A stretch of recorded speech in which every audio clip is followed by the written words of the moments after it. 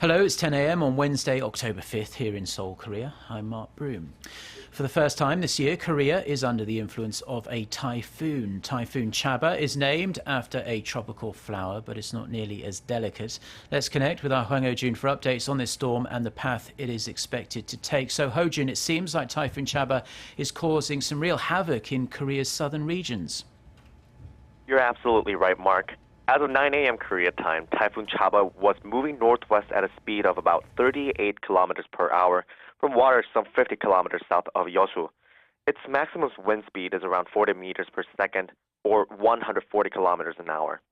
It has weakened to a smaller sized typhoon since Monday, when the U.S. Joint Typhoon Warning Center estimated Chaba had become a super typhoon with sustained winds at the time of roughly 265 kilometers per hour.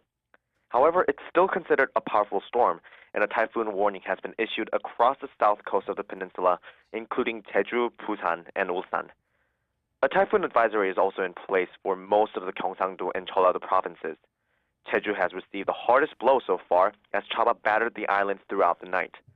Wind gusts in mountain areas were recorded as high as 200 kilometers an hour, accompanied by heavy rain, more than 500 millimeters so far. Due to the typhoon, more than 25,000 households suffered a power outage during the night. One man, an apparent fisherman, went missing after falling off his boat as it was docked at a port. All ship routes are suspended at this moment. And concerning air travel, Jeju International Airport prohibited all taking off and landing flights as of 5:30 this morning and will further monitor the storm until 10 a.m., then make a decision on whether to resume operations. Some 36 flights have been canceled at Gimhae Airport near Busan due to the typhoon. Now, Mark, the direct effect of the typhoon on Jeju is expected to last for the rest of the morning. The typhoon is accelerating and weakening in strength as it travels through the Korea Strait, but people are still on high alert as the typhoon is projected to reach near Busan in a couple hours. The typhoon's trajectory has it reaching Dokdo in the Sea late this afternoon and then crossing the sea to Japan by Thursday morning, at which point it's likely to be downgraded to a tropical depression. Back to you, Mark. Well, thank you, Ho-jun, and do keep us updated throughout the day on that. Now, Korea is not the only country being affected by a powerful storm. Hurricane Matthew, the fiercest Caribbean storm in almost a decade, has slammed into Haiti with 230-kilometre-per-hour winds and storm surges.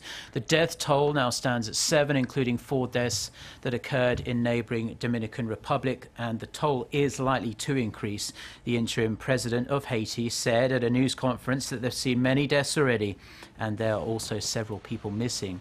The U.S. National Hurricane Center said the Category 4 storm passed over the western tip of Haiti, where tens of thousands of people still live in wood shacks and flimsy tents after a powerful earthquake struck the area back in 2010. Now, the eye of the hurricane has passed over Haiti and is now heading north, closing in on eastern Cuba. It is expected to pass over the Bahamas and hit the eastern coast of the United States as well. Florida, South Carolina and parts of North Carolina have declared states of emergency.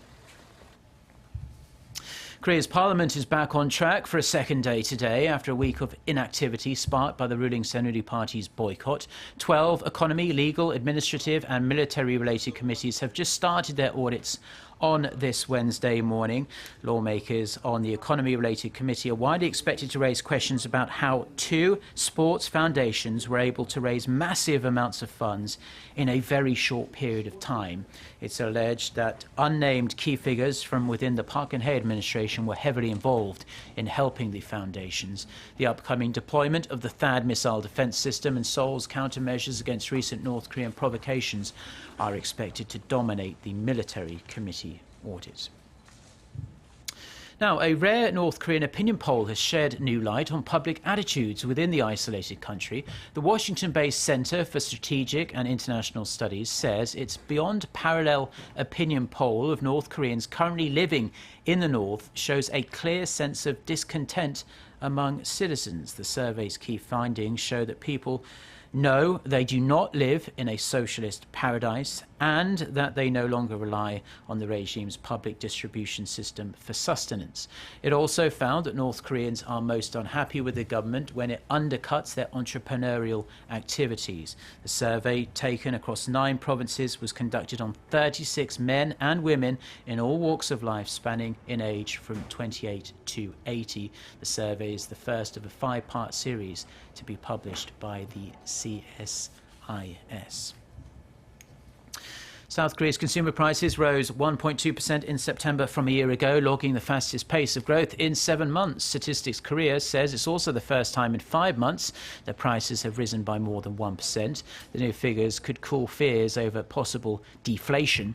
Prices of agricultural and livestock products shot up over 10%, driving up overall prices. The agency attributes that to the record-breaking heat wave that limited farming production. Core inflation, which excludes volatile oil and food prices, rose 1.8% on year. Google has unveiled its new premium smartphones, the Pixel and Pixel XL. They aim to take on the market dominance of Samsung Electronics and Apple. The 5 and 5.5-inch smartphones come with 12-megapixel cameras installed with the latest Android 7.1 Nougat software, and the tech giant has promised unlimited storage of photos and videos via its Google Photos cloud storage. The Pixel phones will also feature a new voice-activated smart assistant service called Google Assistant. It will go on sale from October 20th, but pre-orders are already available in the United States and various other markets. Now, that's all the news we have at this moment. Do stay tuned to Arirang TV for the latest on Typhoon Chaba as it heads north across Korea's southern regions today. We'll have more on that and more at noon Korea time. So until then, goodbye.